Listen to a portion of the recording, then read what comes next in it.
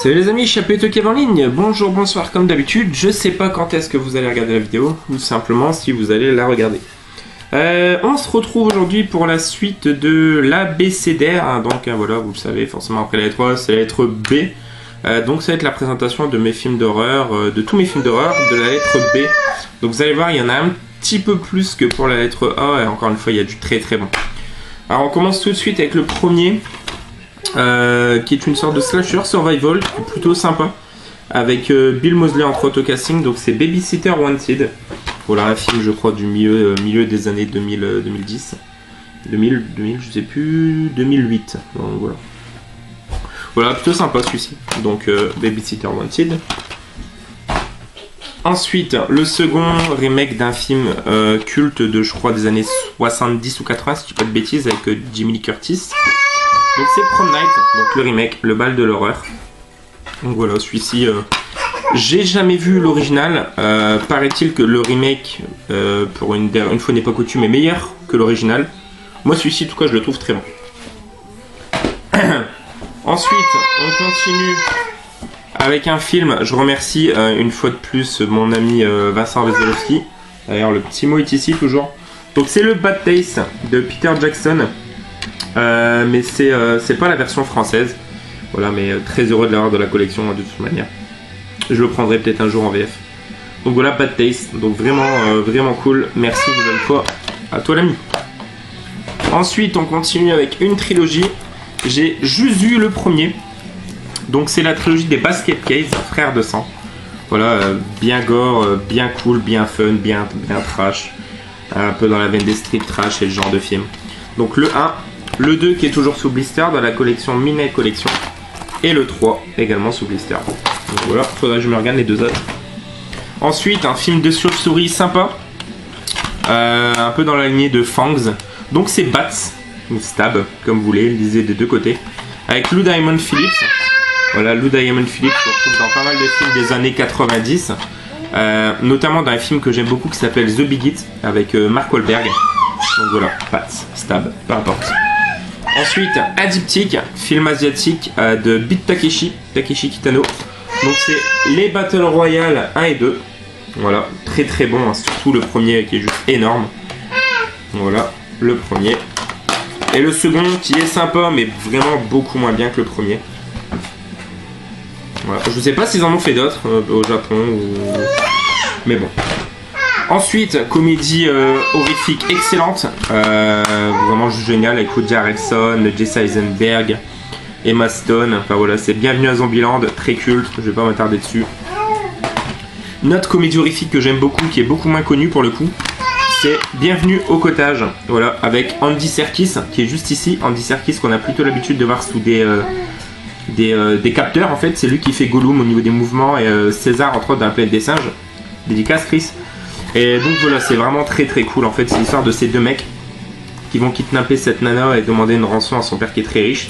Sauf que c'est un peu, en plus d'avoir des gros lolos et d'être un peu la bimbo pétasse au cul bien moulé, c'est un peu une bad girl qui va leur en faire tout voir. Et en plus, il va s'avérer qu'ils vont se retrouver dans une maison de campagne où se trouve un tueur consanguin psychopathe. Donc vraiment un bon délire. Ensuite, un petit giallo de Lucio Fulci. Alors celui-ci, je ne l'ai pas encore vu. Je suis en train de me faire petit à petit des films de Lucio Fulci. Donc c'est The Black Cat. De mémoire, je crois que c'est Julien, la face cachée du cinéma, qui m'a dit qu'il était lent et chiant. Donc bon, on verra bien. Donc The Black Cat. Sélection Mad Movies. Ensuite, celui-ci, je ne l'ai toujours pas vu, mais il m'intrigue vraiment. Ça se passe dans un ascenseur. Donc c'est Blackout. Avec au casting deux inconnus, je trouve. Amber Tamblyn et c'est un film de Rigoberto Castaneda. Donc voilà, ça a l'air plutôt cool. Je vais vous lire un petit peu le pitch. Donc Tommy est pressé de quitter la ville avec sa petite amie. Claudia doit impérativement retourner au chevet de sa grand-mère et Carl a des choses compromettantes à faire disparaître avant l'arrivée de sa fille. Tous les trois vont se retrouver coincés dans un ascenseur en panne, la veille d'un long week-end. Pas d'eau, une chaleur intenable, personne pour venir les aider, l'un d'entre eux cache un secret terrifiant. Le temps passe et les nerfs commencent à lâcher. Ça a l'air vraiment cool, vraiment cool. Donc je vous en parlerai peut-être le mois prochain, je le regarderai sûrement ce mois-ci. Donc Blackout. Ensuite, on continue avec un excellent remake. Pareil, je crois d'un slasher des années 70-80, si je dis pas de bêtises. Donc c'est Black Christmas. Voilà, et vraiment cool, bien gore, des meurtres bien efficaces. Donc voilà, plutôt pas facile à trouver celui-ci. Black Christmas. Ensuite, une comédie horrifique anglaise, si je dis pas de bêtises, ou écossaise, mais il me semble que ça vient du Royaume-Uni. Complètement déjanté, complètement what the fuck. C'est des moutons zombies en fait. Donc c'est Black Sheep. Et c'est vraiment très fun, très délire. Et voilà, je vous le conseille à tous ceux qui aiment bien un petit peu l'horreur mélangée à la comédie. Ben, c'est un bon mélange. Ensuite, adaptation de Stephen King, qui n'est pas dans ma collection Stephen King, puisque je l'ai en double. Le titre original c'est Le Bazar de l'épouvante. Et voilà, j'ai aussi l'édition intitulée sous Black Shopping. Avec Ed Harris entre autres.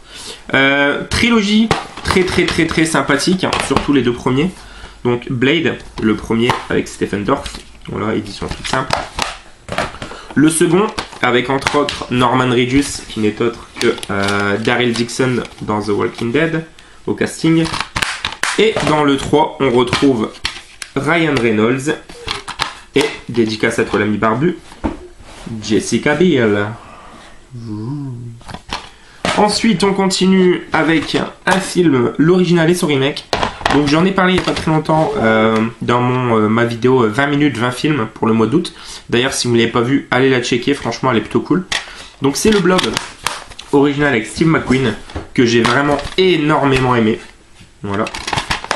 Et son remake qui est pour moi juste un chouïa en dessous parce que j'aime vraiment le côté vintage du premier.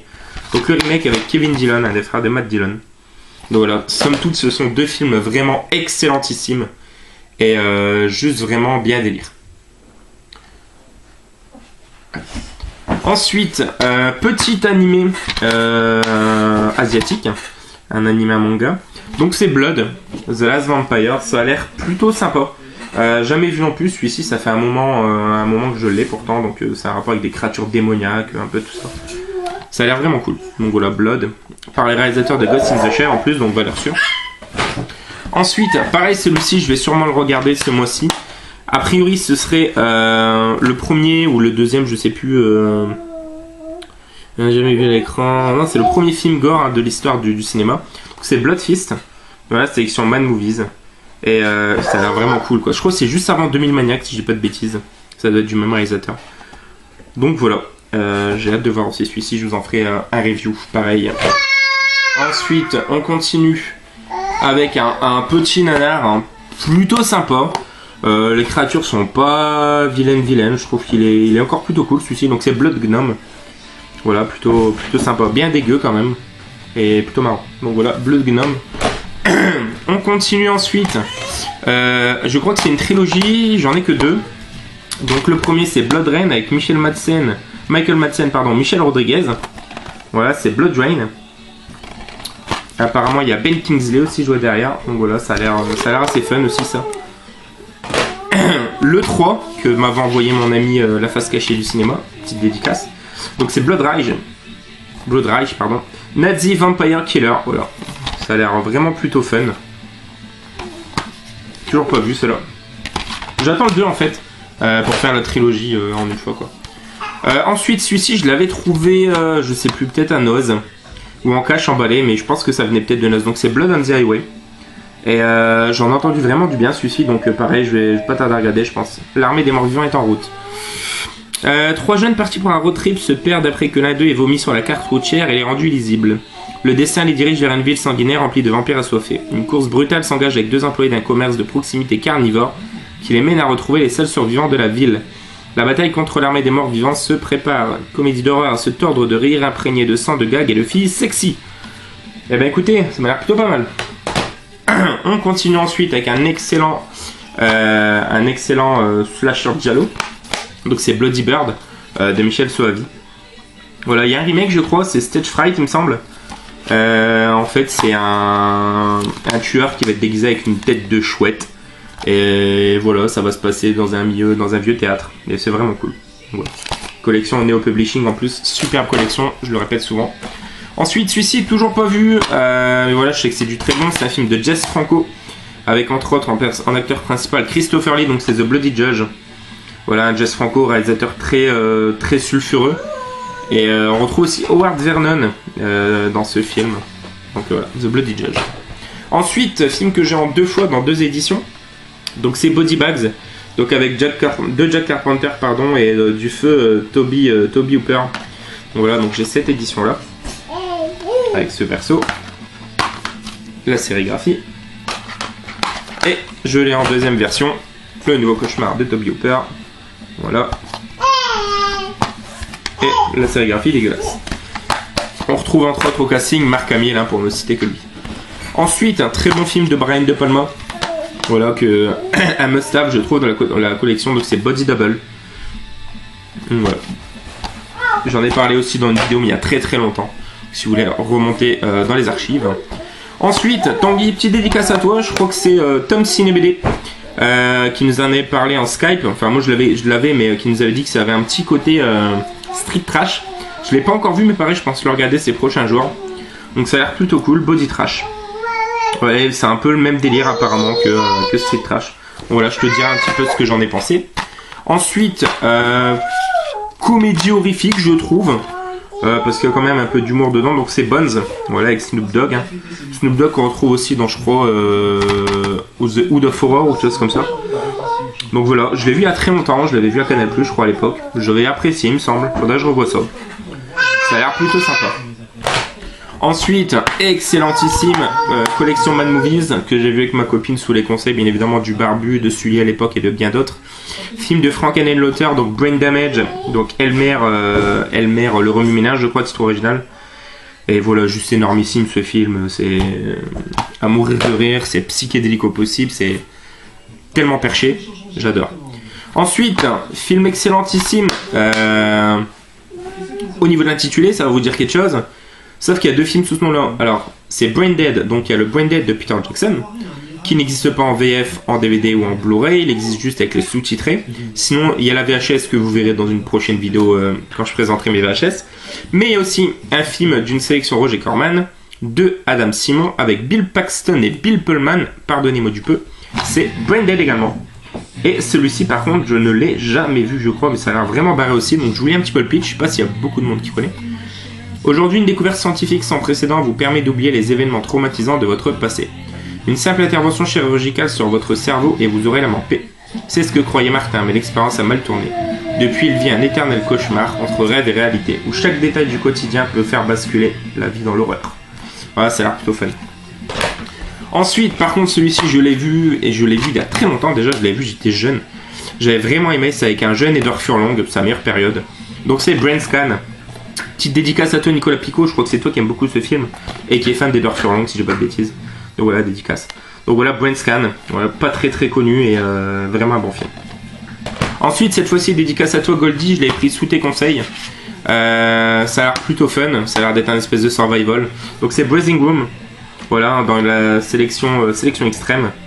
Et ça a l'air cool en fait, c'est une salle vide où il y a une dizaine de personnes qui sont enfermées et je crois qu'il y a une lumière qui s'éteint à chaque fois, il y a un meurtre, quelque chose comme ça. Donc voilà, ça a l'air cool, Breathing Room. Ensuite, cultissime, dans la collection Universal Monsters. Donc c'est The Bride of Frankenstein avec Boris Karloff, hein, voilà, juste très culte. Excellent, pareil, un film à voir dans sa collection. Ensuite, un slasher plutôt sympatoche, voilà, dans la lignée de Pladot avec Michael Berryman, donc le grand chauve de La Colline à des yeux et qu'on retrouve aussi dans The Devil's Rejects entre autres. Jeffrey Combs et Sarah Thompson, donc c'est Brutal, voilà, qui est pas dégueu, qui est plutôt sympatoche. Voilà, sérigraphie identique au DVD. Ensuite, celui-ci je l'ai pris à l'époque, je l'ai payé 50 centimes je crois en cash. Il m'a paru tellement malsain, je sais pas ce qu'il vaut, je sais qu'il y en a plusieurs à l'avoir dans le groupe. Voilà, c'est Kane Hodder. Donc Kane Hodder, si je dis pas de bêtises, c'est celui qui fait Jason. Jason Voorhees. Donc voilà, c'est BTK, Bind, Torture, Kill. Voilà, tout ce que j'aime. Donc s'il y en a qui connaissent vraiment, n'hésitez pas à me dire ce que vous en avez pensé. Hop. Ensuite, excellentissime. Vraiment, c'est un film que j'aime énormément. Je pense qu'il n'y a pas énormément de monde qui connaissent. Donc c'est un film de William Friedkin. Donc William Friedkin, c'est simplement celui qui a fait L'Exorciste. Et pour moi, je trouve meilleur celui-ci. Je préfère celui-ci à L'Exorciste, pardon. Donc c'est Bug. Donc avec Ashley Judd et Michael Shannon, entre autres. Et en fait, ce film, c'est un film sur la paranoïa, simplement. Où cette nana qui vit dans un bled paumé aux États-Unis, dans une petite maison, dans un coin vraiment retranché, Elle va avoir un étranger qui va débarquer chez lui, donc joué par Michael Shannon. Et il va avoir l'impression d'être tout le temps rempli d'insectes, il y a tout le temps des insectes sur lui et tout. Il va avoir l'impression que c'est un contrôle du gouvernement. Et petit à petit, il va ancrer ça dans la tête de la femme. Et ça va partir en couille totalement. La fin est tellement malade, tellement cinglée. Enfin, je vous invite vraiment à voir ce film. Il est vraiment malsain, il est bien dérangeant, je trouve. Et il monte crescendo et la fin, elle est vraiment cool, quoi. Donc, Bug. Trouvez-vous ce film. Ensuite, on parlait de films malsains. Ben, c'est un bel enchaînement, je trouve. The Bunny Game. Voilà, c'est difficilement définissable. En fait, c'est une pute, droguée, junkie, tout ça, et qui va se faire kidnapper par un psychopathe qui conduit un camion, un gros camion, et qui va faire d'elle sa pute, en fait. Il va la torturer, l'humilier, lui faire des sévices, des trucs dégueulasses. C'est filmé de manière bizarre, un peu à la manière d'un snuff movie, tout ça. Musique super malsaine, des plans vachement saccadés et tout par moment, enfin... Vraiment très très spécial, mais j'aime bien. C'est pas à mettre entre toutes les mains, loin de là, mais plutôt cool, The Bunny Game. Ensuite, celui-ci je l'ai pris sous les conseils du Barbu, de Julien, de Goldie, de pas mal de monde. Pas encore vu, c'est Burger Kill. Voilà, c'est avec un clown qui fait des massacres aux abords d'un fast-food, je crois un truc dans le genre, donc ça a l'air plutôt sympa. Donc, voilà, Burger Kill. Ensuite, un autre excellent film, c'est la pure définition du huis clos, peut pas faire pire. Une boîte, un acteur, un téléphone pendant 1h30, voilà, c'est Buried. Et c'est Ryan Reynolds qui se trouve dans ce cercueil, et le film est vraiment juste très très bon, avec une fin, un suspense vraiment haletant et tout, et vraiment super cool. Franchement, je vous invite vraiment à voir ce film.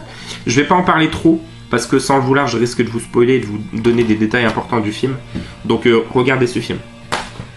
Ensuite, un film Osef, oubliable. Buried Alive, donc avec Tobin Bell, hein, bien évidemment Jigsaw dans la saga Saw. Qui... Voilà, on le regarde une fois et on l'oublie, quoi. Il est pas mémorable ce film. Il y a bien pire, mais il y a surtout beaucoup mieux, quoi. Donc voilà, Buried Alive. Et on termine avec deux super films. Je crois le dernier ou l'avant-dernier film de Joe Dante. Donc voilà, Joe Dante, hein, les Gremlins, Panic à Florida Beach,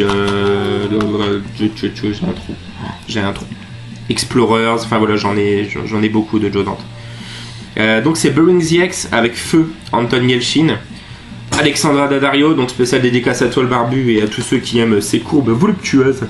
Donc voilà, Burying the Ex. Et l'histoire de ce film, pareil, elle est barrée. En fait, c'est un gars qui va être avec une nana. Elle va se faire tuer.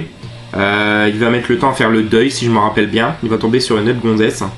Et entre temps, son ex va se réveiller. Il va essayer de le reconquérir ou quelque chose comme ça, en fait. Et enfin voilà, je l'avais vu l'année de sa sortie, donc il y a quand même 5-6 ans, je pense, ou peut-être moins, je sais plus. Je sais plus de quand, bref.